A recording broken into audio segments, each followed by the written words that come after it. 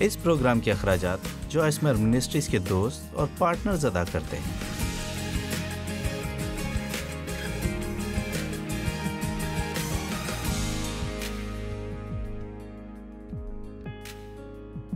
خدا کا کلام بیج ہے۔ اگر آپ نے بائبل میں بیج بونے والے کی مثال پڑھی ہے، بیج بونے والا بیج بوتا ہے اور اس بیج میں قوت ہے کہ اپنی جنس کے مطابق پھل پیدا کرے۔ اگر ٹماٹر کی بیج کو درست زمین میں بویا جائے تو یہ کافی ٹماٹر پیدا کرے گا۔ تو سوچیں خدا کا کلام کیا کر سکتا ہے۔ اگر یہ اچھی زمین میں بویا جائے جو کہ ہمارا دل ہے، اور آپ کس قسم کی فصل اپنی زندگی میں ہوتے ہوئے کاٹیں گے۔ آج کے دن سے آپ ہمارے ساتھ یہاں پر کتنی عبادات میں آئیں گے، اور میرا خیال ہے کہ ساری فصل اس کے مطابق ہوگی۔ جو وقت آپ یہاں گزاریں گے یہ سب شاندار ہو سکتا ہے، لیکن اس کا انحصار اس بات پر ہے کہ آپ پیغام کس طرح قبول کرتے ہیں، کیونکہ مختلف قسم کی زمینیں ہیں۔ اس لیے میں حوصلہ افزائی کرنا چاہتی ہوں کہ آپ خدا کے کلام کو حلیمی سے قبول کریں۔ آپ دیکھیں گے کہ یعقوب بھی یہی کہتا ہے کہ خدا کے کلام میں قدرت ہے کہ وہ ہمیں نجات دے سکے اگر ہم اسے حلیمی سے قبول کریں۔ اس کا مطلب یہ ہے کہ آپ جو کچھ بھی سنتے ہیں تو آپ کا رویہ ایسا ہو کہ مجھے یہ چاہیے۔ میں ہمیشہ لوگوں کو بتاتی ہوں کہ مجھے پرواہ نہیں کہ آپ اپنی بائبل میں کتنے زیادہ نشان لگاتے ہیں، جب تک آپ اس پر عمل نہیں کرتے آپ بائبل کو نہیں سمجھتے۔ اگر آپ بھی میری طرح لکیریں لگاتے ہیں، مختلف رنگوں سے لکیریں لگانا پسند کرتے ہیں، نشانات لگانا پسند کرتے ہیں، دیکھیں اکثر جب آپ محتاط نہیں ہوتے تو آپ اپنی بائبل کھولتے ہی تو شاید آپ فخر محسوس کریں کہ کتنے نشان لگائے ہیں، لیکن اہم بات یہ ہوگی کہ کیا میں اس پر عمل کر رہی ہوں۔ اس لیے چاہے جتنی بھی مرتبہ آپ ایک ہی بات بار بار سنیں تو بھی ہمیں سننے کی اتنی ہی ضرورت ہے۔ میں یعقوب کے خط کا کچھ تاریخی پس منظر بتانا چاہوں گی۔ سب سے پہلی بات یہ ہے کہ 12 شاگردوں میں سے 2 کا نام یعقوب تھا۔ یہ خط دونوں شاگردوں میں سے کسی نے نہیں لکھا ہے، بلکہ یہ خط اس یعقوب نے لکھا جو یسوع کا بھائی تھا۔ یعقوب یروشلم کی کلیسیا میں ایک مستقل اور اہم عہدے کا حامل تھا۔ اس کا ذکر اعمال کی کتاب میں بھی کیا گیا ہے۔ بائبل میں اس کے خط کا مضمون ہے زندہ ایمان، ایسا ایمان جو واقعی عمل کرتا ہے اور ہماری اور دوسروں کی زندگی میں اچھا پھل پیدا کرتا ہے۔ اس کا اظہار راست بازی کی زندگی گزارنے اور اچھا رویہ اختیار کرنے سے ہے۔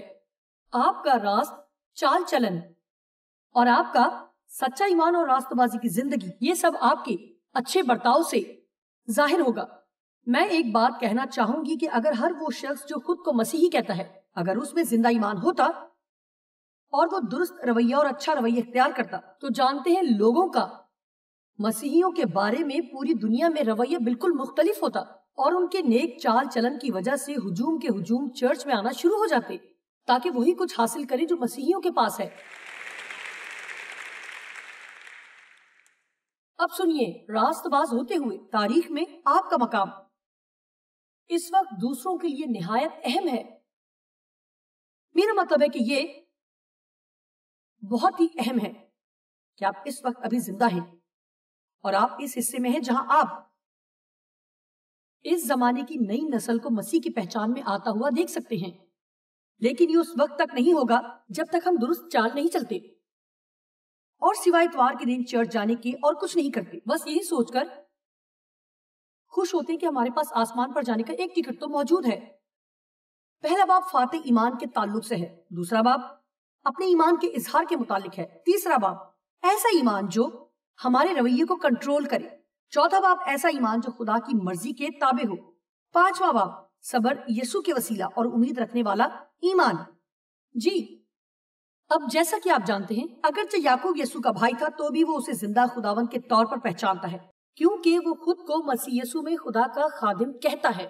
یعقوب پہلا باب 2 سے 4 آیت تک۔ مجھے یقین ہے کہ آپ کو بھی میری طرح یہ آیات بہت پسند ہوں گی۔ آپ لازمی اندر ہی اندر تلملا رہے ہوں گے، ابھی تو میں نے اس کو پڑھا بھی نہیں ہے، پتہ نہیں مجھے ایسی آواز کیوں آئی۔ آپ میں سے کتنے یعقوب پہلے باب کی 2 آیت سے واقف ہیں؟ لکھا ہے، اے میرے بھائیو، جب تم طرح طرح کی آزمائشوں میں پڑو، یعنی کسی بھی طرح کی آزمائش کا سامنا کرو یا کسی بھی آزمائش میں گر جاؤ۔ آپ میں سے کتنے اس جگہ ہیں کہ اب انہیں اس پیغام کی مزید ضرورت نہیں رہی؟ میرا خیال ہے کہ یہ مناسب نہیں کہ خدا کسی منات کو یہ پیغام سنانے کو کہے، کیونکہ کیا آپ جانتے ہیں کسی نے مجھ سے پوچھا کہ میں اس ہفتے کیا پیغام دوں گی، تو میں نے کہا کہ مجھے خوشی ہے کہ میں لوگوں کو آزمائشوں کے تعلق سے پرجوش کروں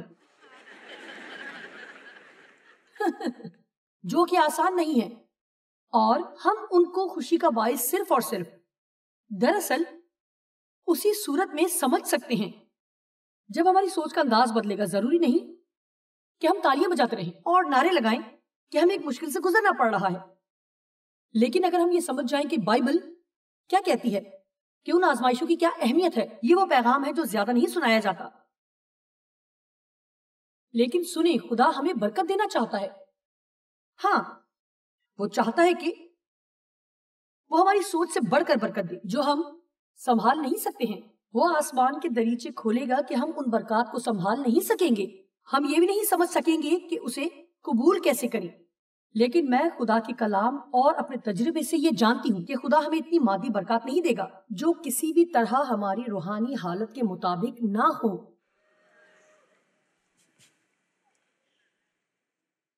میں دوبارہ کہوں گی کہ آپ یقیناً اپنے 3 سالہ بچے کو کار کی چابیاں نہیں پکڑائیں گے۔ آمین۔ وہ اس لیے کہ آپ اس سے پیار کرتے ہیں، اس لیے ہم میں سے ہر ایک کو خدا سے وہ سب کچھ مانگنا ترک کرنا چاہیے جو ہم سمجھتے ہیں کہ ہمیں خوشی دے سکتا ہے، بلکہ اس کے بجائے ہمیں خدا سے یہ دعا کرنی چاہیے۔ میں یہ دعا باقاعدگی سے کرتی ہوں، میں آپ کو بھی دعوت دیتی ہوں، خدایا مجھے وہ سب نہ دے جو میں سنبھال نہیں سکتی اور تجھے اول درجہ بھی دے سکوں۔ اور یہی وہ دعا ہے جو ہم سب کو کرنی چاہیے۔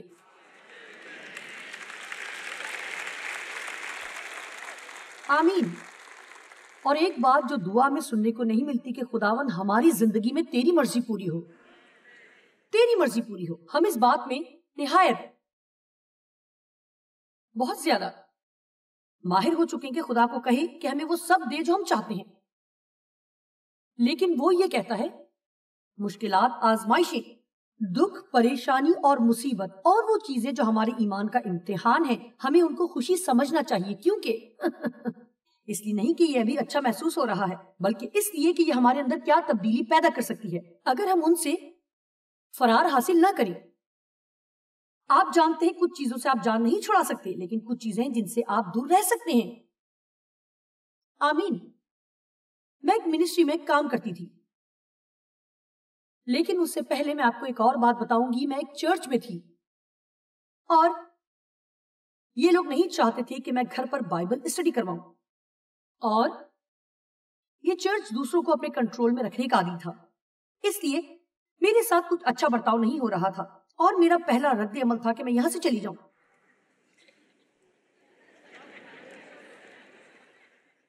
مجھے ان کی کسی بھی طرح سے ضرورت نہیں ہے، میں جا رہی ہوں۔ میں نے محسوس کیا کہ خدا مجھ سے کہہ رہا ہے کہ مجھے یہاں رکنا ہے،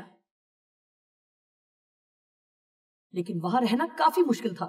ہر ہفتے جب میں چرچ جاتی تو کافی مشکل تھا کہ وہاں رہتی۔ چرچ میں مختلف گھروں میں بائبل اسٹڈی کے اوقات تھے، اس کی فہرست تھی، اور ایک بار ہمارا بھی فہرست میں نام تھا، اور اچانک ہی ہمیں اس فہرست میں سے نکال دیا گیا۔ ایسی باتیں آپ کو بہت زیادہ دکھ پہنچاتی ہیں جب آپ کو نہ چنا جائے، جب آپ کو رد کر دیا جائے۔ اس طرح کے عمل آپ کو زخمی کرتے ہیں، لیکن اور پھر خدا نے مجھ سے واقعی کلام کیا، اور میں چرچ کو اس رویے کے ساتھ نہ چھوڑ سکی، کیونکہ اگر آپ اپنے برے رویے کے ساتھ کوئی جگہ چھوڑیں گے تو آپ جس جگہ بھی جائیں گے تو یہ برا رویہ آپ کے ساتھ ہی ہوگا۔ اس لیے خدا چاہتا ہے کہ اس وقت نہ جائیں جب ہم جانا چاہتے ہیں، بلکہ جب وہ چاہے تو پھر ہم جائیں۔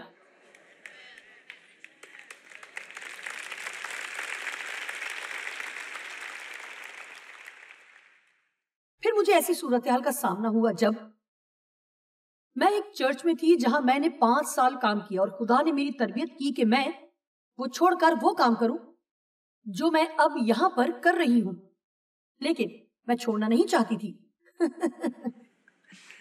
اس لیے میں 1 اور سال وہاں رکی رہی، یا شاید 2 سال۔ خدا نے مجھ سے کلام شروع کیا۔ میں یہ بتانا چاہتی ہوں کہ حالات بالکل بھی اچھے نہیں ہو رہے تھے،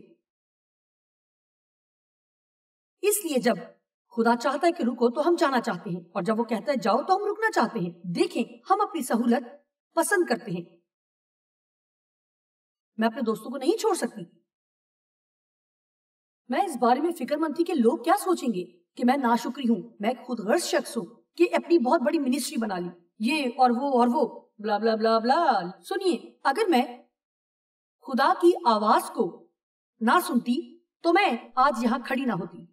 میں سوچتی ہوں کہ آپ میں سے کتنے ہیں جن کو شاید خدا کہہ رہا ہے کہ کچھ کرو یا ابھی رک جاؤ. جب میں کہتی ہوں کہ خدا نے آپ کو بتایا ہے, اس کا مطلب ہے کہ خدا کے کلام کے وسیلے, جو کہ خدا کی طرف سے ہے, یہ بنیادی ذریعہ ہے جس سے خدا ہم سے کلام کرتا ہے اور سکھاتا ہے. اس کے علاوہ اگر آپ کچھ سوچتے ہیں تو خیال رکھیں کہ یہ سب خدا کے کلام کے مطابق ہو, ورنہ آپ مشکل میں ہوں گے. اس لیے ہمیں روحانی پختگی میں بڑھنے کی ضرورت ہے. سنیں, مجھے بھی یہ پسند نہیں. کچھ دن پہلے مجھے کچھ حالات کا سامنا ہوا. میں نے بتایا تھا کہ مجھے غصہ آ گیا. مجھے ایسی آزمائش کا سامنا ہوا جو میری غلطی کی وجہ سے نہیں تھا. میرا بہت اچھا دن گزر رہا تھا اور کسی اور نے کچھ ایسا کیا کہ میرا اچھا دن ایک دم خراب ہو گیا. جب سب ٹھیک ہو رہا ہو تو آپ میں سے کتنے لوگ یہ پسند کرتے ہیں اور آپ یسوع کے مطابق سب کچھ کرتے جاتے ہیں, سب کچھ بہت اچھا ہو رہا ہے اور آپ اپنے دن سے لطف اندوز ہو رہے ہیں اور کوئی اور کچھ غلط کر دے.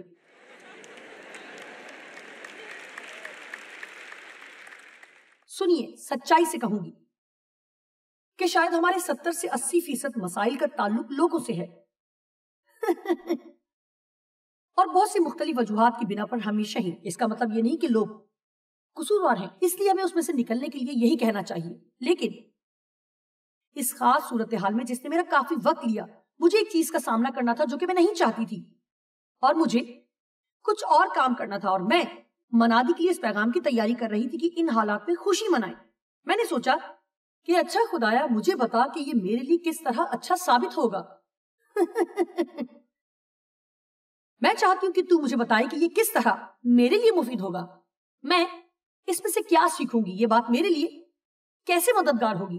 اور پھر خدا نے ایک دلچسپ بات میرے دل میں ڈالی کہ یہ میرے لیے تو نہیں ہے جتنا کہ کسی دوسرے شخص کے لیے ہے, کیونکہ جس طرح میں نے اس کا سامنا کیا اور مجھے درستگی کرنا تھی, اس لیے جب وہ اسے قبول کریں گے تو ان کے لیے یہ مددگار ہو سکتا ہے کہ اپنا کردار تعمیر کریں اور وہ کام زیادہ کریں جو انہیں کرنا چاہیے.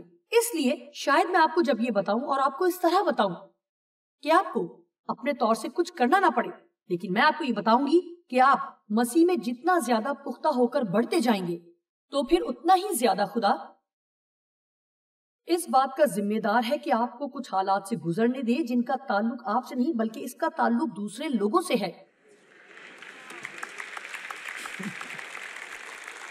سنیں, اس تعلق سے ایک اچھا نقطہ یہ ہو سکتا ہے کہ میرا تعلق ڈیو سے کیسا ہے. یعنی جب ہماری شادی ہوئی تو ہمارے بہت ہی زیادہ مسائل تھے اور یہ سب اندرونی نوعیت کے تھے, لیکن یہ مسائل شادی کے بعد ظاہر ہونا شروع ہوئے. آپ میں سے کتنے لوگ اس بات کا تجربہ رکھتے ہیں, یہ ایسا ہی ہے کہ شادی ہونے سے پہلے تک تو سب کا رویہ اچھا ہوتا ہے, یعنی میل جول کے عرصے کے دوران.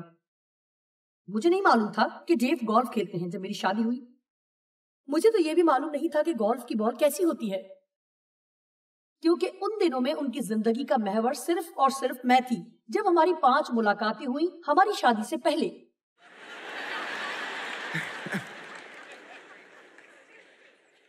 ڈیو کو شادی کے پہلے سالوں میں بہت کچھ برداشت کرنا پڑا. اگر وہ یہ فیصلہ کرتے کہ مجھے چھوڑ دیں کیونکہ وہ ایسا محسوس کر رہے تھے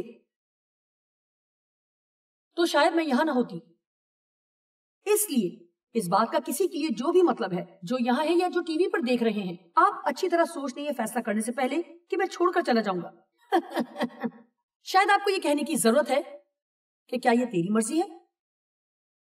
تو کیا چاہتا ہے کہ میں اس ساری صورتحال میں کروں؟ میں جو مسکراہٹ لوگوں کے چہرے پر دیکھنا چاہتی ہوں مجھے کم ہی نظر آ رہی ہے. میں جانتی ہوں کہ یہ تکلیف دہ ہے کہ ایسی صورتحال سے دوچار ہونا جو ہماری ساری زندگی میں تکلیف کا باعث ہوتی ہے, لیکن یہاں لکھا ہے اور ہم اس کو نظر انداز نہیں کر سکتے. اگر ہمیں اس کو سمجھنا سیکھنا ہے تو وہ کہتا ہے تو اس کو یہ جان کر کمال خوشی کی بات سمجھنا کہ تمہارے ایمان کی آزمائش, یہ جانتے ہوئے کہ تمہارے ایمان کی آزمائش صبر پیدا کرتی ہے اور صبر کو اپنا پورا کام کرنے دو. اب ہم کچھ دیر میں اور چیزوں کے تعلق سے بات کریں گے جو اس سے پیدا ہوتی ہیں، لیکن آخر میں ہم ان کے تعلق سے بات کریں گے۔ اگر ہم خدا کو کچھ عرصے کام کرنے دے، جانتے ہیں کیوں؟ جس لمحے آپ نئے سرے سے پیدا ہوتے ہیں، جب آپ مسیح کو قبول کرتے ہیں، تو پھر خدا کی فطرت آپ کی روح میں بوئی جاتی ہے۔ ہر چیز کا ایک چھوٹا بیج جس کا تعلق خدا کی فطرت سے ہے، روح کے تمام پھل، یہ سب آپ کے اندر ہیں، چاہے آپ یقین کریں یا نہ کریں، آپ صابر ہیں۔ لیکن ابھی آپ کے اندر ایک چھوٹے سے بیج کی طرح ہے، اور آپ کے جسم کے نیچے کسی جگہ دبا ہوا ہے۔ یہ بات غور سے سنیں۔ صبر، یونانی لغت میں صبر کا مطلب ہے کہ یہ روح کا پھل ہے جو صرف اور صرف مشکلات میں ہی بڑھتا ہے۔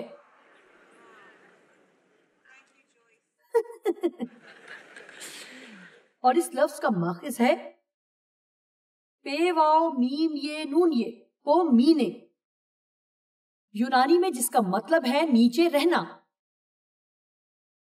اس لیے صبر کا مطلب یہ نہیں کہ آپ فرار حاصل کریں، اس کا تعلق اس میں قائم رہنے سے ہے، نظم و ضبط کا پابند، مخلص اور چیزوں کو آخر تک تھامے رہنا، آخر تک قائم رہنا۔ میرا خیال ہے ہم سب یہ جانتے ہیں ہمارا جسم سب سے پہلے کیا کرنا چاہتا ہے جب سب کچھ مشکل ہو جائے، کہ چھوڑ دیں اور بھاگ جائیں۔ آمین۔ لیکن اس سے پہلے کہ ہم مستقبل میں بھاگیں، ہمیں خدا سے کہنے کی ضرورت ہے کہ تو کیا چاہتا ہے کہ میں اس صورتحال میں کیا کروں؟ صبر ایک پٹھے کی طرح ہے، ایمان ایک پٹھے کی طرح ہے، جتنا کم استعمال کریں گے یہ اتنا ہی سکڑے گا اور کمزور ہو جائے گا، اور جتنا ہی اسے استعمال کریں گے یہ مضبوط ہوگا، اور جتنا مضبوط ہوتا جائے گا آپ اتنا زیادہ کام کر سکیں گے۔ دیکھیں، خدا صرف یہی نہیں کرتا بلکہ وہ ہمارے لیے کچھ کرنا چاہتا ہے۔ دیانتداری سے کہوں گی، اکثر میں تنگ آ جاتی ہوں لوگوں کو 500 مرتبہ بتاتے ہوئے کہ انہیں میری بات سننا ہے۔ ہم اپنے آپ کو جھکانے میں اچھے نہیں ہیں کہ کہیں خداوند میں تیرے لیے کیا کر سکتی ہوں؟ کیا ایک دن کے لیے میں خود کو بھلا سکتی ہوں اور کہوں کہ خداوند آج میں تیرے لیے کیا کروں؟ تو نے میرے ساتھ بھلائی کی ہے، اب تجھے مزید میرے لیے کچھ کرنے کی ضرورت نہیں ہے۔ اگر تو یہ نہ کرنا چاہے، مجھے بتا میں کیسے خدمت کر سکتی ہوں، میں تیرے لیے کیا کر سکتی ہوں؟ لیکن میں کہوں گی کہ یہ بہت ہی مشکل بات ہے کہ قربانی اور مصیبتوں کے بارے میں منادی کرنا اور ایسی جگہ ہونا جہاں آپ ہونا نہیں چاہتے اور انتظار کریں۔ لیکن کیا آپ جانتے ہیں کہ جب ہم خدا کو اپنی زندگی میں کام کرنے دیتے ہیں تو ہم جلال سے جلال میں ترقی کرتے جاتے ہیں۔ میں کہوں گی اگر آپ کچھ سال خداوند کو دے دیں کہ واقعی اس کی سنیں تو آپ کچھ حالات سے گزریں گے، لیکن آپ ایسی جگہ پر آ جائیں گے جہاں وہ حالات جو آپ کو پریشان کرتے تھے آپ کو مزید پرواہ نہیں ہوگی۔ ایسا نہیں ہے کہ ہمیں کم مشکلات چاہیے بلکہ ہمیں زیادہ قوت چاہیے جو ہمارے پاس نہیں ہے۔ ایسا نہیں ہے کہ ہماری کم مخالفت ہو بلکہ ایسا کریں کہ ہمارا کردار بڑا ہو جائے۔ ہمیں زیادہ ایمان کی ضرورت ہے، زیادہ روحانی پٹھے چاہیے اندرونی طور پر، اور ہمیں پولوس کے ساتھ یہ کہنے کی ضرورت ہے کہ جو مجھے طاقت بخشتا ہے اس میں سب کچھ کر سکتی ہوں، چاہے میں بڑھوں یا گھٹوں، میں مسیح میں سب کچھ کر سکتی ہوں۔ میں جانتی ہوں کہ یہ کہتے ہوئے شاید آپ میں سے کچھ لوگوں کے لیے یہ آخری بات ہوگی جو آپ اس ہفتے سننا چاہیں گے، لیکن شکر ہے کہ ہم دوسری چیزوں کے تعلق پہ بھی بات کریں گے، جیسا کہ آپ کا منہ اور اسی طرح کی دوسری دلچسپ باتیں آگے چل کر دیکھیں گے۔ لیکن میرا خیال ہے کہ اگر آپ کر سکتے ہیں، اگر آپ یقین کر سکتے ہیں جب مشکلات سے گزر رہے ہوں، اور اگر آپ منہ کھول کر کہہ سکتے ہیں کہ مجھے اس سے نفرت ہے لیکن میں یقین رکھتی ہوں کہ اس کا نتیجہ اچھا نکلے گا۔ خدایا میں تجھے بتانا چاہتی ہوں کہ اس وقت یہ اچھا محسوس نہیں ہو رہا ہے اور مجھے یہ پسند نہیں ہے، لیکن میں تیرے کلام پر بھروسہ کرتی ہوں کہ اس کے نتیجے میں تو میرے اندر بھلائی پیدا کرے گا۔ اس لیے خدایا میں یہ کام ایمان سے کروں گی، میں چہرے پر مسکراہٹ رکھوں گی اور میں بڑبڑاؤں گی نہیں اور شکایت نہیں کروں گی۔ میں اب صرف یہ کہوں گی میری زندگی میں وہ کر جو تو چاہتا ہے۔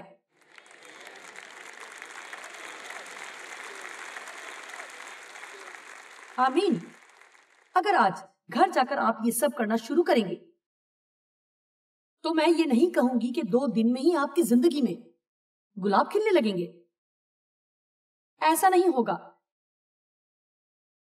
لیکن ایک دن آئے گا اور آپ کہیں گے کہ مجھے اس بات کی بہت خوشی ہے کہ میں نے سب چیزوں سے فرار ہونا چھوڑ دیا ہے جو مشکل تھی، اور میں نے سیکھ لیا ہے کہ خدا کے ساتھ کیسے بڑھوں اور فاتح بن کر نکلوں. ہم سب فاتح بننا چاہتے ہیں، لیکن ہم کچھ فتح کرنا نہیں چاہتے اور فاتح بننا چاہتے ہیں. لیکن ہم ایسا کچھ نہیں چاہتے جس میں ہمیں فتح کی ضرورت ہو. ہم بس برداشت کرنے سے اتنا مرجھا گئے ہیں کہ ہاں میں چل رہی ہوں. لیکن خوشخبری یہ ہے کہ آپ سامنا تو کر رہے ہیں، لیکن آپ کے ساتھ یسوع ہے اور آپ دوسرے کنارے تک لازمی پہنچیں گے. عزیزو، جب آپ آگ کی بھٹی سے نکل آتے ہیں تو آپ سے دھوئیں کی بدبو نہیں آئے گی. ایسا کون ہے جو آپ دیکھ کر کہہ سکتا ہے، یا آپ میں سے بہت سو کو دیکھ کر، کہ آپ گزشتہ سالوں میں کن حالات سے گزر کر آئے ہیں؟ کون یہ تصور کر سکتا ہے کہ آپ کو کن چیزوں کا سامنا کرنا پڑا اور جہاں اب آپ ہیں ان میں سے نکل کر آئے ہیں، اور آپ پر ان حالات کے نشان تک نہیں ہے. دیکھیں، ہم ایک ایسی عورت کے بارے میں سوچ سکتے ہیں جو کہ حاملہ ہے. ہم بھی حاملہ ہیں بہت سی چیزوں کے ساتھ، بہت سی اچھی چیزوں کے ساتھ، جن سب کو ہم اپنے اندر چھپائے رکھتے ہیں. اور وہ عورت جو حاملہ ہے، دراصل جب تک وہ لیبر روم میں ہے تو درد اور خوشی دونوں ہی ایک ساتھ محسوس کرتی ہے کہ جلد ہی وہ ایک بچے کو دنیا میں لائے گی. یوں وہ درد پر غالب آتی ہے، بلکہ وہ یقیناً ایک مرتبہ اور دوسرے بچے کو جنم دے گی.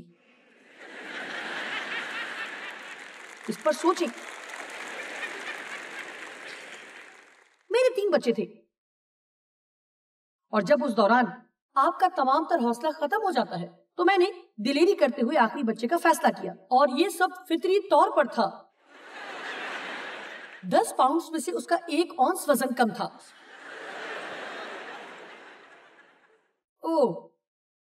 حقیقت یہ ہے کہ عورتیں درد ذہ کے لیے دعائیں کرتی ہیں کہ شروع ہو.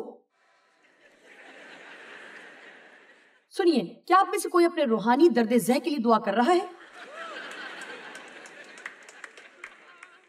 کیا آپ سب میں سے کوئی یہ کہے گا کہ خداوند میں روحانی طور پر بچہ رہتے ہوئے تنگ آ گیا ہوں؟ جب حالات میری مرضی کے ہوں تو میں ٹھیک، اور اگر نہ ہو تو افسردہ. میں ہر وقت کے جذبات مجروح ہونے سے تنگ آ گئی ہوں، اور حسد کرتے ہوئے اور ہر وقت ناراض رہنے سے. میں چاہتی ہوں کہ تو کچھ ایسا کر کہ میرے درد ذہ شروع ہو جائیں.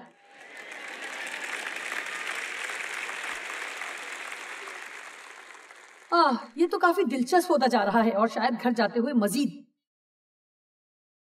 لیکن میں تو بس کہہ رہی ہوں. میرا مطلب ہے کہ ابھی یہاں روشنی ہے، موسیقی ہے، بہت سے لوگ ہیں. خدا رحم کرے.